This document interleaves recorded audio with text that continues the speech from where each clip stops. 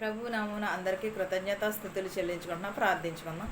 స్థుతులకు ఆసనుడైన దేవా నీకు వందనములు, నీకు స్తోత్రాలు. నాయన ప్రభ దయగల మా తండ్రి, కృపగల దేవా నీకు స్తోత్రములు, లెక్కలేని వందనాలు చెల్లించుకునిచున్నాము. నాయన ప్రభ గడిచిన కాలమంతే మమ్మల్ని కాచి కాపాడి సజీవ రెక్కల కింద మమ్మల్ని ఉంచినందుకు నీకు ధన్యవాదములు చెల్లించుకునిచున్నాం. ప్రభ వాక్యము విని వాక్యమును అనుసరించే భాగ్యమును దయచేయమని అడుగుచున్నాం. ప్రభ వాక్యమును బోధించుచుండగా నీవుండి మాట్లాడమని అడుగుచున్నాం. ప్రభ వినుచున్న వారికి, చూచుచున్న వారికి, ప్రతి ఒక్కరికి నేను ప్రభ రక్షణ దయచేయమని అడుగుచున్నాం. ప్రభ మారు మనసును దయచేయమని అడుగుచున్నాం. ప్రభ విశ్వాసం కలిగి నీ ఎడల నమ్మకమును కలిగించుటకు సహాయము చేయమని అడుగుచున్నాము తండ్రి. ఆమేన్ ఆమేన్. ఈరోజు దేవుని వాక్యము మత్తయి సువార్త 8:26 నుంచి చూద్దామండి. అందుకాయన అల్ప విశ్వాసులారా ఎందుకు భయపడుచున్నారని వారితో చెప్పి లేచి గాలిని సముద్రమును గద్దింపగా మిక్కిలి నిమ్మళమాయెను. ఆ మనుషులు ఆశ్చర్యపడి ఈయన ఎట్టివాడు, ఈయనకు గాలి సముద్రములు లోబడుచున్నవే అని చెప్పుకొనిరి. అందుకు అద్దరునున్న గదేరీయుల దేశము చేరగా దెయ్యములను పట్టిన 2 మనుషులు సమాధులలో నుండి బయలుదేరి ఆయనకు ఎదురుగా వచ్చి వాడు మిక్కుల ఉగ్రులైనందును ఎవడును ఆ మార్గమున వెళ్ళలేకపోయాను. ఏంటదండి? అల్ప విశ్వాసులారా మీరు ఎందుకు దోణిలో ఉండి పడుకుని చుండగా రాత్రంతయు వలలు వేసి అలసిపోయి వారు ఉండినప్పుడు యేసుక్రీస్తు వారు అక్కడ కూడా ధోనిలో కూడా ఉండి నిద్రపోచుండగా శిష్యులందరూ అడుగుచున్నారని, ఈ ధోనిలో ఎందుకు ప్రభువా మేము ఈ అలల చేత కొట్టబడి ఉన్నాము, నువ్వు నిద్రించుచున్నావే అని. దేవుడు ఎందుకు అల్పవిశ్వాసులారా ఎందుకు మీరు భయపడుచున్నారు అని వారి శిష్యులందరికీ కూడా చెప్పి గాలిని సముద్రమును నీరును కూడా నిమ్మళము చేశాను. అప్పుడు వెంటనే ఈయన ఎవరు ఇలాగ చేయుచున్నాడే అని ఒకరిలో ఒకరు సనుగుకునుచు ఆయన అద్దరునున్న గదేరీయుల దేశమునకు చేరగా దెయ్యములను పట్టిన వారు 2 మనుషులు ఎదురుని వచ్చి యేసుక్రీస్తు వారికి కనబడెను. వారు ఉగ్రులై ఎవడును ఆ మార్గమున వెళ్ళలేకపోయాను. ఏంటి? దెయ్యం పట్టిన వాళ్ళు 2 మనుషులు అక్కడ శోధించుచుండగా ఆ దారిన ఎవరును కూడా వెళ్ళలేకపోయారు. యేసుక్రీస్తు వారు మాత్రమునే వెళ్ళుచున్నారు. ఆ దారిన వెళ్ళి వారు, ఇదిగో దేవుని కుమారుడా, నీతో మాకేమి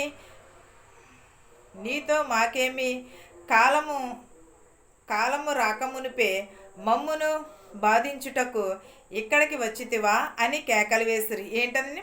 దేవుని కుమారుడని వాళ్ళందరికీ కూడా నాకు తెలుసును, అయినను కూడా నమ్మలేకపోవడం వల్లనే కదా అల్ప విశ్వాసులారా అని అడుగుచున్నారు యేసుక్రీస్తు వారు అని కేకలు వేచి నీతో మాకేమి పని అని దేవునినే అడుగుచున్నారని వారందరూ కూడా. దెయ్యములు పట్టిన నీవు ఆ దెయ్యములను పొమ్మని ఆయనను వేడుకొనగా ఆయన వాటిని పొమ్మనగానే అవి ఆ మనుషులను వదిలిపెట్టి సద్దులలోనికి పోయెను. వారు, ఇదిగో దేవుని కుమారుడా, నీతో నాకేమి కాలము రాకమునిపే మనుషులను బాధించుటకు ఇక్కడికి వచ్చితివా అని కేకలు వేసిరి. ఎవరండి? దెయ్యం పట్టిన 2 మనుషులు దేవునికి ఎదురుపడి, నీకు మాతో ఏమి పని, నీవు ఇక్కడికి రాకమునిపే, నీ కాలం ఇంకా రాకమునిపే ఎందుకు బాధించుచున్నావు మమ్మల్ని? ఆ దెయ్యం పట్టిన మనుషులు యేసుక్రీస్తు వారిని చూసి కేకలు వేయుచున్నారు. వారి దూరమున గొప్ప పందుల మంద మేపుచుండగా ఆ దెయ్యములు నీవు పొమ్మను వెళ్ళగొట్టిన ఎడల ఆ పందుల మందలోనికి పొమ్మని ఆయనను వేడుకొనని. ఏంటంటే యేసుక్రీస్తు వారి యుద్ధని చూచి పొమ్మని ఆ దెయ్యము పట్టిన వారిని ఆజ్ఞాపించగా ఆ దెయ్యములు కూడా విడిచిపెట్టి పందుల గుంపులోకి వెళ్ళి వాటిని అల్లరి చేయుచున్నవి. పందుల గుంపులోకి వెళ్ళి వాటిలో ఆ పందులన్నీ కూడా చనిపోయానండి. ఆ దెయ్యములు పట్టి నీవు మమ్మను వెళ్ళగొట్టిన ఎడల ఆ పందుల మందలోనికి పోనిమ్మని ఆయనను వేడుకునెను. ఆ దెయ్యములను కూడా ఆ పందుల మందలోనికి పోనిమ్మని ఆ దెయ్యం పట్టిన వారే వేడుకొనుచున్నారండి యేసుక్రీస్తు వారి వద్ద. ఆయన వాటిని పొమ్మనగానే అవి మనుషులను వదిలిపెట్టి ఆ పందులలోనికి పోయెను. ఇదిగో ఆ మందంతయు ప్రాంతమంతము నుండి సముద్రములోనికి పడి పరిగెత్తుకుని పోయి నీళ్లలో పడి చచ్చెను. ఏంటండి, ఈ దెయ్యములు రెండు కూడా ఆ మనుషులను విడిచిపెట్టి ఆ పందుల గుంపులకు వెళ్ళగా ప్రాంతమంతా కూడా విడిచిపెట్టి ఆ పందులన్నీ కూడా సముద్రంలో పడి చనిపోయాను. దేవుని యేసుక్రీస్తు వారు మాట ఇవ్వగానే దెయ్యములను మీరు పొండి అని అనగా పందులు అనగా సాతానికి సాదృశ్యం అండి. పందు అనగా సాతానుకు సాదృశ్యం. అందువలన ఆ సాతానును కూడా ఆ సాతానులోకి పంపించడం వలన అవి సముద్రంలోకి వెళ్ళి పడి చచ్చిపోయాను. పందులన్నీ కూడా సముద్రంలోకి వెళ్ళి పడిచచ్చు. వాటన్నిటిని మేపుచున్నవారు పారిపోయి పట్టణంలోనికి వెళ్ళి జరిగిన కార్యములన్నీ దెయ్యములను పట్టిన వారి సంగతియు తెలిపిరి. ఏంటదండి, అవి యేసుక్రీస్తు వారు చేసిన అద్భుత కార్యములు చూసి అవన్నీ కూడా పందుల మేపుచున్నవారు పట్టణంలోకి వెళ్ళి జరిగినదంతా కూడా ప్రజలందరికీ చెప్పుచున్నారు. జరిగిన కార్యములన్నీ కూడా ప్రజలందరికీ తెలియపరిచిరు. ఇదిగో ఈ పట్టణస్థులందరూ యేసుని ఎదుర్కొన వచ్చి ఆయనను చూచి తన ప్రాంతములను విడిచి పొమ్మని ఆయనను వేడుకునిరి. ఏంటండి, యేసుక్రీస్తు వారిని చూసి ఇదిగో మా ప్రాంతము మా పట్టణము విడిచి వెళ్ళిపోమని యేసుక్రీస్తు వారిని వేడుకునిచున్నారండి. ఎందువలనంటే ఆ ప్రాంతంలో విడిచిపోమ్మని ఆయనను వేడుకునిరి. మత్తయి సువార్త 9 మొదటి నుంచి చూద్దామండి. తరువాత ఆయన దోణి ఎక్కి సముద్రము దాటి తన పట్టణములో ప్రవేశింపగా ఇదిగో జనులు పక్షవాయువుతో మంచము పట్టి ఉన్న యొక్కని ఆయన యొద్దకు తీసుకుని వచ్చిరి. యేసు వారి విశ్వాసము చూచి, కుమారుడా, ధైర్యముగా ఉండుము, నీ పాపములు క్షమింపబడి ఉన్నవి, పక్షవాయువు గల వానితో చెప్పాను. ఏంటండి, యేసుక్రీస్తు వారు దోణి ఎక్కి సముద్రము దాటి పట్టణం అవతలకి ప్రవేశించినప్పుడు జనులు కొంతమంది వచ్చి పక్షవాయువు గలవాణిని యేసుక్రీస్తు వారి యొద్దకు తీసుకువచ్చి మంచమే మీద ఒక పక్షవాయువు గలవారు ఉంటే వారిని తీసుకొచ్చి యేసుక్రీస్తు వారి వద్ద ఉంచి ఉన్నారు. ఎందువలన యేసుక్రీస్తు వారి ఆ పక్షవాయువు గలవాడిని స్వస్థపరుస్తారని తెలిసే విశ్వాసంతో యేసుక్రీస్తు వారు వారి విశ్వాసము చూసి, మీ కుమారుడా, నీకు ధైర్యంగా ఉండుము, నీ పాపములు క్షమింపబడి ఉన్నావని చెప్పుచున్నాడు. ఆ పక్షవాయువు వారితో యేసుక్రీస్తు వారు పక్షవాయువు గలవానితో చెప్పాను. ఇదిగో శాస్త్రులు కొందరు ఇతడు దైవదూషణ చేయుచున్నాడని తమలో తాము సనుగుకొనగా యేసు వారి తలంపులు గ్రహించి, మీరెందుకు మీ హృదయములలో దురాలోచనలు చేయుచున్నారు? నీ పాపములను క్షమింపబడి ఉన్నవని చెప్పుట సులభమా? లేచి నడువమని చెప్పుట సులభమా? ఆయనను పాపములు క్షమించుటకు భూమి మీద మనుష్య కుమారునికి అధికారము కలదని మీరు తెలుసుకునవలెను అని చెప్పి ఆయన పక్షవాయువు గలవానిని చూచి, నీవు లేచి నీ మంచము ఎత్తుకుని నీ ఇంటికి పొమ్మని చెప్పగా వాడు లేచి తన ఇంటికి వెళ్ళెను. జనులు అది చూచి భయపడి మనుషులకిట్టి అధికారం ఇచ్చిన దేవుని మహిమపరిచిరి. ఏంటండి, యేసుక్రీస్తు వారు పక్షవాయువు గలవాణిని తీసుకొచ్చినప్పుడు యేసుక్రీస్తు వారి దగ్గరికి జనులు ఆ పక్షవాయువు గలవాణిని స్వస్థపరిచి ముట్టిన వెంటనే కూడా జనులందరూ కూడా ఏమని, ఈ మనిషి కుమారుడు ఎవరు? దెయ్యములను వెళ్ళగొడుచున్నాడే, పక్షవాయువు గలవాణిని స్వస్థపరుచుచున్నాడే, ఈయన ఎవరు? మనిషి కుమారుడికి అట్టి స్వస్థత దేవుడు ఇవ్వలేదే అని చెప్పుచున్నాడు. అది వాళ్ళు జనులు అనుకునిచుండగా యేసుక్రీస్తు వారు ఆ తలంపు ఎరిగి, మీరు ఎందుకు అలాగ సనుగుకొనిచున్నారు? మనిషి కుమారునికి అధికారం కలదని మీరు ఎరుగరా? మీరు లేచి నీ పరుపు ఎత్తుకుని నడవమని చెప్పుట సులభమా, లేకపోతే నిన్ను స్వస్థపరచుట సులభమా? మనిషి కుమారునికి దేవుడిచ్చిన మహిమను బట్టి ఇవన్నీ చేయుచున్నానే అని యేసుక్రీస్తు వారు వారికి చెప్పుచున్నారు. మనుష్య కుమారుడు ఈ లోకంలోనికి వచ్చినప్పుడు దేవుడు అన్నీ కూడా ఇచ్చి ఉన్నాడు కదండి, దేవునికి మాత్రమే ఇచ్చి ఉన్నాడు. మనుష్య కుమారుడు అనగా మనం అనుకుంటున్నారు యేసుక్రీస్తు వారు ఈ లోకంలోనికి వచ్చినప్పుడు దేవుడు ఇవన్నీ కూడా యేసుక్రీస్తు వారికి ఇచ్చి ఉన్నారు. అందువలనే కదండి దెయ్యములు పట్టిన వారిని, కుష్ఠరోగులని, గుడ్డి వారిని, కుంటి వారిని, పాపులను కూడా క్షమిస్తున్నాడు యేసుక్రీస్తు వారు. మనలను రక్షించుట కొరకే కదా ఆయన వచ్చి ఉన్నాడు. లేఖనములు నెరవేర్చడానికి వచ్చి ఉన్నాడు ఈ భూమి మీదకి. యేసుక్రీస్తు వారు ఏమి లేఖనంలో నెరవేర్చి వెళ్ళుచున్నారు మనకందరికీ కూడా తెలుసు కదండి. మనం ఈ భూమి మీద మనము చేసిన పాపములను క్షమించటకు ఒక మనిషి కుమారునికి తప్పగాని ఇంకెవరికి కూడా సాధ్యం కాదు. అది మనుషులకు అధికారం ఇచ్చినది దేవునిని మహిమపరచుటకు. మనుషులకు అధికారం ఎందుకు? దేవునిని మహిమపరచుటకు. కానీ ఇది ఒక్క యేసుక్రీస్తు వారికి మాత్రమే స్వస్థపరచుట సాధ్యము. యేసు అక్కడ నుండి వెలుచు సుంకపు మెట్టునద్ద కూర్చుని ఉన్న మత్తయి అని ఒక మనిషిని చూచి నన్ను వెంబడించుమని అతనితో చెప్పగా అతడు లేచి ఆయనను వెంబడించెను. ఇంటిలో భోజనమునకు యేసు కూర్చుండి ఉండగా ఇదిగో సుంకరులను, పాపులను అనేకులు వచ్చి ఆయన యొద్దను ఆయన శిష్యుల యొద్దను కూర్చుండిరి.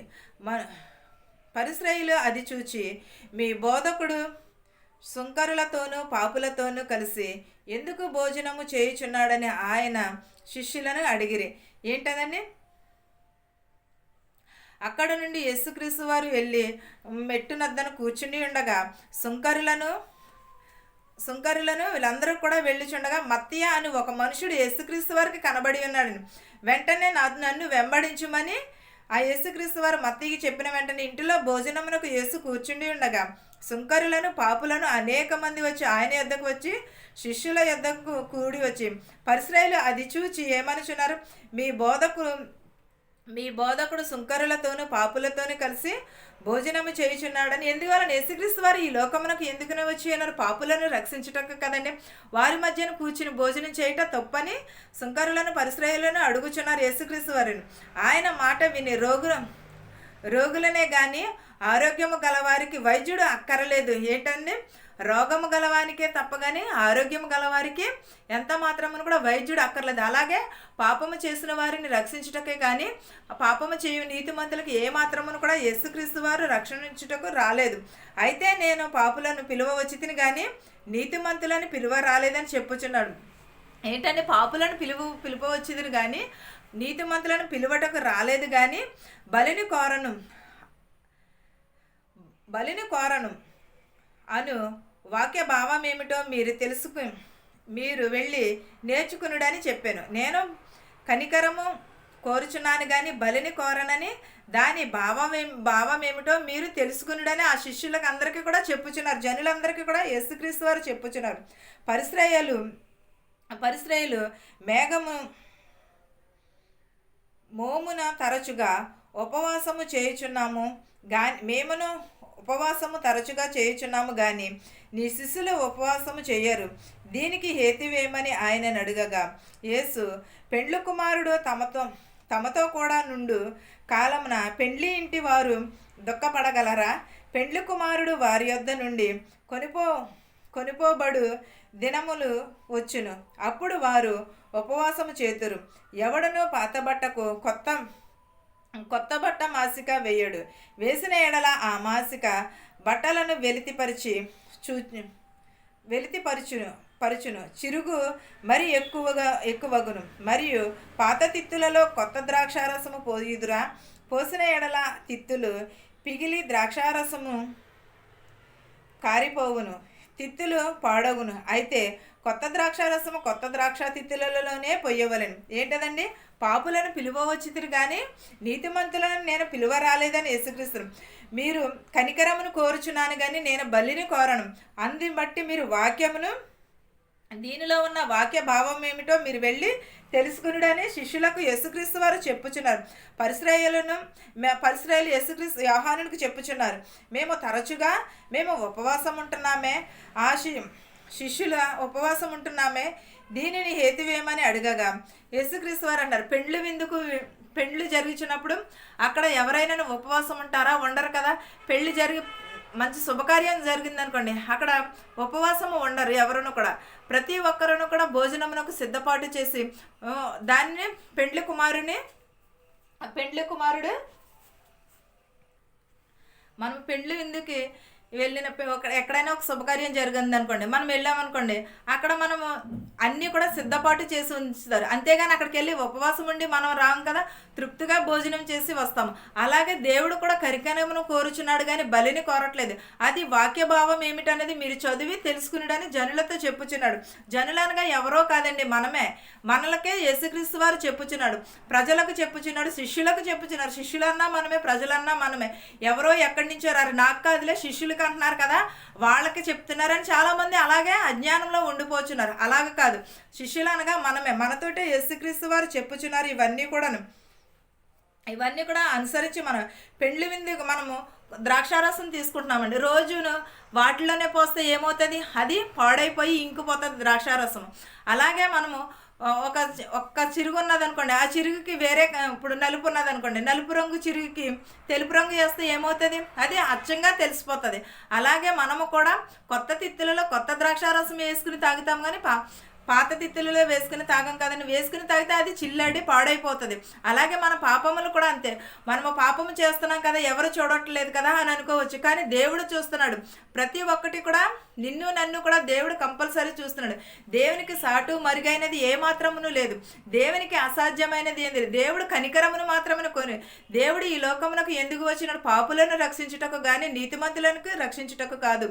వైద్యులు మనకు ఒక నేర్చం వచ్చింది అనుకోండి, మనకు బాగోలేనప్పుడు మాత్రమే డాక్టర్ దగ్గరికి వెళ్తాం. మనం బాగుంటే డాక్టర్ దగ్గరికి వెళ్తామా, వెళ్ళం కదండి. అలాగే యేసుక్రీస్తు వారు కూడా ఈ లోకమునకు లేఖనములు నెరవేర్చడానికి వచ్చారు. అవి ఏమిటయి, మనం చేసిన పాపములను క్షమించుటకు. మనిషి కుమారునికి మాత్రమే సాధ్యం అది. అంతేగాని ఎవరికైనా కూడా మనకి సాధ్యమవుతుంది అంటారా? దెయ్యంలను వెళ్ళగొట్టను. యేసుక్రీస్తు వారి ఎదుట దెయ్యములను వెళ్ళగొట్టిన వారు ఉన్నారు, కానీ అది కేవలం యేసుక్రీస్తు వారికే సాధ్యం. పరిసరాయులను సుంకరులు ఏమనుకునిచున్నారు, ఇతడు ఎవరు ఇలాగ చెప్పుచున్నాడే, ఇది దేవునికి మాత్రమే సాధ్యం కదా, ఈయనకి ఏంటి ఇలా చెప్పుచున్నాడు అని అనుకునిచున్నారు. ఆ తలంపులన్నీ ఎరిగి కూడా యేసుక్రీస్తు వారు ఏమని చెప్పుచున్నారు, ఇది కేవలము మనిషి కుమారునికి మాత్రమే సాధ్యము. అందుకు మనిషి కుమారుడు నన్ను పంపి ఉన్నాడు కాబట్టి ఇది నా వలన అవుతున్నది తప్పగాని ఇంకా ఎవరిని కూడా సాధ్యం కాదని చెప్పుచున్నారు. ఎప్పుడును కూడా పాత తిత్తులలో ద్రాక్షారసము పోయి కొత్త తిత్తులలోనే పోస్తాము. అలాగే చిరుగు ఉన్నదనుకోండి, ఆ చిరుగును కూడా దానికి కలర్ కూడా దానికి తెలుపుకి తెలుపు వేస్తేనే అది కనిపించుకోకుండా ఉంటుంది, నలుపుకి నలుపు వేస్తేనే అది కనపడుకోకుండా ఉంటుంది. అలాగే మన జీవితంలోనూ కూడా అలాంటివే. యేసుక్రీస్తు వారు ఈ లోకమునకు ఎందువలన వచ్చినారు, లేఖనములు నెరవేర్చడానికి. లేఖనములు నెరవేర్చాడు, వెళ్ళిపోయాడు కదా, మళ్ళీ ఎప్పుడో వస్తాడులే, అప్పటిదాకా మనం పాపములు చేయొచ్చు అని అనుకునిచున్నారు. కానీ కాదు, దేవుడు ప్రతీదీ చూస్తున్నాడు. నిన్ను నన్ను చీకటిలో చేసిన పాపం చూస్తున్నాడు, వెలుగులో చేసింది కూడా చూస్తున్నాడు. తిత్తులలో పోయిదురు, అప్పుడు ఆ రెండును చెడిపోక యుండునని చెప్పాను. ఆయన ఈ మాటలు వారితో చెప్పుచుండగా ఇదిగో ఒక అధికారి వచ్చి ఆయనకు మ్రొక్కి, నా కుమార్తె ఇప్పుడే చనిపోయింది, అయినను నీవు వచ్చి నీ చెయ్యి ఆమె మీద ఉంచుము, ఆమె బ్రతుకునెను. ఏంటండి, యేసుక్రీస్తు వారి దగ్గరికి ఒక మనుషుడు వచ్చి, నా కుమార్తె చనిపోయినది, నీవు వచ్చి ఒక చెయ్యి వేయగానే నా కుమార్తె బతుకుచున్న. అతనికి ఎంత విశ్వాసం ఉన్నదండి దేవుని ఎడల ఎంత నమ్మకము ఉన్నది. యేసుక్రీస్తు వారు వచ్చి ఒక చెయ్యి అలా ముట్టుకున్న వెంటనే కూడా స్వస్థత కలుగుతుందని, యేసుక్రీస్తు వారు ముట్టిన వెంటనే కుమార్తె లేస్తుందని ఆయనకున్నది. యేసు లేచి అతని వెంట వెళ్ళాను, ఆయన శిష్యులు కూడా వెళ్ళిరి.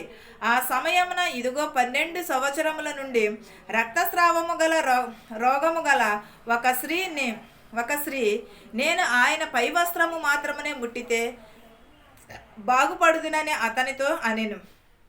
అతనిలో తాను అనుకుని ఆయనను వెనుకకు వచ్చి ఆయన వస్త్రపు చెంగు ముట్టెని.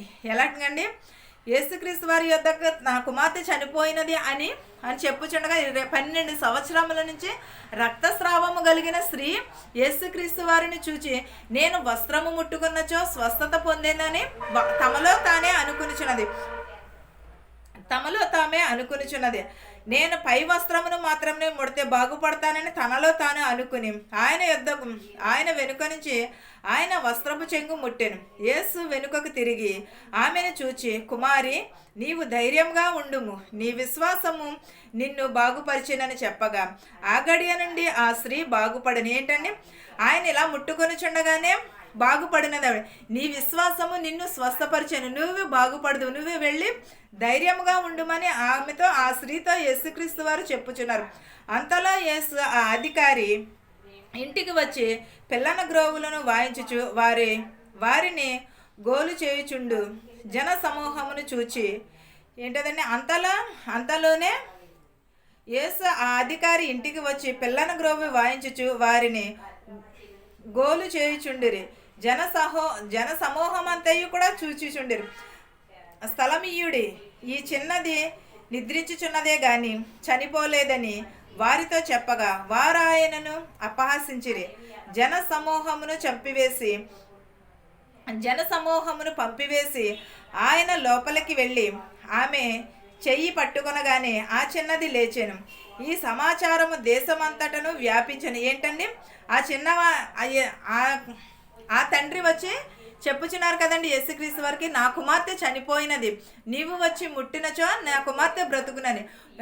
ఆ కుమార్తెను యేసుక్రీస్తు వారి దగ్గరికి తీసుకువచ్చి ఉంటే వాళ్ళు ఏమని చెప్పుచున్నారు, ఈమెకి స్థలం ఇవ్వండి, నిద్రపోచున్నదే తప్ప కానీ ఎంత మాత్రమును కూడా ఈమె చనిపోలేదు అని చెప్పిన వెంటనే చెయ్యి ముట్టగానే ఆమె లేచి ఈ సమాచారం అంతా కూడా దేశమంతా కూడా మనకి ఏదైనా చిన్న అద్భుత కార్యం కానీ చిన్న విషయం కానీ జరిగితే ఊరందరికీ చెప్పుకుంటాము కదండి.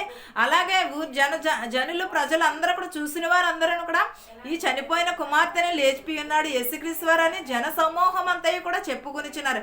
మనము కూడా అలాగే దేవుని ఎడల విశ్వాసమును నమ్మకమును కలిగి ఉండాలి. మనం ఎప్పుడును కూడా వాక్యమును మాత్రమే అనుసరించాలి. మనం యేసుక్రీస్తు వారు ఆమె ఆ చిన్న కుమార్తెని ఎలా లేపి ఉన్నాడు, మన జీవితంలో కూడా అలాగే లేవదీస్తాడు. లాజరుని లేపిన దేవుడు చిన్న కుమార్తెని లేపిన దేవుడు మనల్ని కూడా లేపడంటారా? 12 సంవత్సరముల నుంచి రక్తస్రావముతో ఉన్న స్త్రీని కూడా స్వస్థపరిచిన దేవుడు మనలను స్వస్థపరచడంటారా? మనం ఎప్పుడు విశ్వాసముతో ఉన్నప్పుడు, దేవుని ఎడల నమ్మకమును కలిగి ఉన్నప్పుడు, ప్రతి ఒక్కరమును కూడా విశ్వాసమును నమ్మకమును కూడా కోల్పోకూడదు. ఎప్పుడును కూడా మనం విశ్వాసము, దేవుని ఎడల నమ్మకమును, వాక్యమును మాత్రమే అనుసరించి నడుచుకోవాలి. ఈ వాక్యమును మీకును మాకును మనందరికీ తోడై ఉండెను గాక. ఆమేన్. ప్రార్థించుకుందామండి. స్తుతులకు అసునుడమైన దేవా, నీకు స్తోత్రములు, నీకు వందనాలు నాయన. గడిచిన కాలం అంతే మమ్మల్ని కాచి కాపాడి సజీవ రెక్కల కింద నేను ఉంచినందుకు నీకు వందనములు, స్తోత్రాలు నేను. ధనుకులనేమి భేదాలనేమి దీవించమని అడుగుచున్నాం ప్రభా. శత్రువులని మిత్రువులని దీవించమని అడుగుచున్నాం ప్రభా. మమ్మల్ని దీవించమని అడుగుచున్నాం ప్రభా. బస్సులో వెలిచినట్టు వారిని, రైల్లో వెలిచినట్టు వారిని, హెలికాప్టర్లో, ఆటోల్లో, ట్యాక్సీలో వెలిచినట్టు వారిని వారి గృహాలకి సురక్షితంగా చేర్చమని అడుగుచున్నాం ప్రభా. గర్భిణీ స్త్రీలకు సులువైన కనుక దయచేయమని అడుగుచున్నాం ప్రభా. బాలింతలను దీవించమని అడుగుచున్నాం ప్రభా. పిల్లలు లేని వారికి పిల్లలు దయచేయమని అడుగుచున్నాం ప్రభా. యవనస్తులను దీవించమని అడుగుచున్నాం ప్రభా. యవనరాళ్ళని దీవించమని అడుగుచున్నాం ప్రభా. వృద్ధాప్యంలో ఉన్నవారిని దీవించమని అడుగుచున్నాం ప్రభా. నడి వయసులో ఉన్నవారిని దీవించమని అడుగుచున్నాం ప్రభా. వృద్ధాప్యంలో ఉన్నవారిని దీవించమని అడుగుచున్నాము నైనా ప్రభా. బీపీ షుగర్లతో బాధపడుచున్నారు ప్రభా. వారిని కూడా స్వస్థపరిచి బీపీ కంట్రోల్ ఉండుటకు సహాయం చేయమని అడుగుచున్నాం ప్రభా. నేను ఎంబసీలో పని లేక చాలా మంది బాధపడుచున్నారు ప్రభా. వారందరికీ పని దయచేయమని అడుగుచున్నాము నైనా ప్రభా. నైనా నీకు స్తోత్రము, నీకు వందనాలు నైనా ప్రభా. నేను మెడికల్కి వెళ్ళిచుండగా మెడికల్లో పాస్ అయ్యేటకు సహాయం చేయమని అడుగుచున్నాం ప్రభా. ఇతర దేశం వెళ్ళాలని ప్రయాణం పెట్టుకుని ఉన్నారు ప్రభా. వారి ప్రయాణం అంతట్లో మీరే తోడునడుగా ఉండమని అడుగుచున్నాము నైనా ప్రభా. నేను ఇతర దేశం నుంచి ఇండియాకి రావాలని అనుకునిచున్నారు ప్రభా. వారి ప్రయాణం అంతట్లో కూడా మీరే తోడునడుగా ఉండమని అడుగుచున్నాము నైనా ప్రభా. జ్వరాలతో హాస్పిటల్లో బాధపడుచున్నారు ప్రభా. వారి జ్వరములను తగ్గించమని అడుగుచున్నాము నైనా ప్రభా. యాక్సిడెంట్ అయ్యి హాస్పిటల్లో ఉన్నారు ప్రభా. వారిని స్వస్థపరచమని, వారి గాయములను ముట్టమని అడుగుచున్నాం ప్రభా. నేను ప్రతి ఒక్క బిడకి నేను ప్రభా రక్షణ దయచేయమని అడుగుచున్నాము నైనా ప్రభా. నేను సొంత ఇల్లు లేక బాధపడుచున్నారు ప్రభా. వారి ఇల్లులను ప్రభ కట్టుకునేటకు సహాయం చేయమని అడుగుచున్నాం ప్రభా. నాయనా ప్రభా, నీకు వందనాలు నాయనా ప్రభా. నేను వృద్ధాప్యంలో ఉన్నవారిని దీవించమని అడుగుచున్నాము నాయనా ప్రభా. అప్పుల బాధలో ఉన్నవారిని దీవించమని అడుగుచున్నాము. అప్పుల బాధలను తొలగించమని అడుగుచున్నాం ప్రభా. యవనస్తులు నీ కాడు మోయట ఎంతో మనోహరమని చెప్పి ఉన్న దేవా, నీకు వందనములు, నీకు స్తోత్రాలు నాయనా ప్రభా. ప్రతి ఒక్కరిని ప్రభ మారు మనసు దయచేయమని అడుగుచున్నాం ప్రభా. పరిచర్య చేస్తున్న వారిని, ఉద్యోగాలు చేసుకుంటున్న వారిని, లాయర్ని, ఇంజనీర్లను కూడా దీవించి ఆశీర్వదించమని అడుగుచున్నాం ప్రభా. చదువుకుంటున్న బిడ్డలందరినీ కూడా దీవించి వారి గృహాలకు సురక్షితంగా చేర్చమని, వారి రాకపోకల యందు మీరే ఉండమని ప్రభా. వరదలు వచ్చిన ఆయన ప్రభా, చాలా మంది నశించిపోచున్నారు ప్రభా. వారికి నేను సహకారం అందించుటకు సహాయం చేయమని అడుగుచున్నాం ప్రభా. గవర్నర్లకు ప్రభా మనసులు కరిగి వారికి సహాయం చేయమని అడుగుచున్నాం ప్రభా. న్యూస్ వీడంతా నాయన ప్రభు మునిగిపోయి ఉన్నది ప్రభా.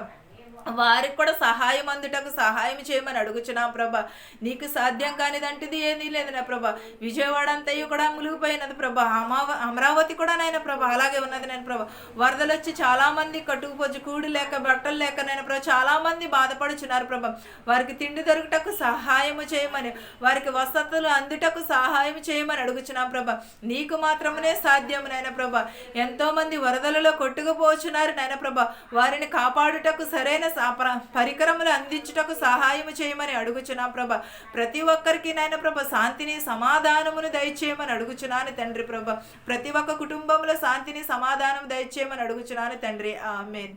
పరలోకమందున్న మా తండ్రి, నీ నామము పరిశుద్ధపరచబడును గాక, నీ రాజ్యం వచ్చును గాక, నీ చిత్తము పరలోకమందు నెరవేరినట్లు మానిదిన ఆహారము నేడు మాకు దయచేయము. మా ఎడల అపరాధములు చేసిన వారిని మేము క్షమించినట్లు మా దుష్టుల నుండి, శోధన నుండి తప్పించుము.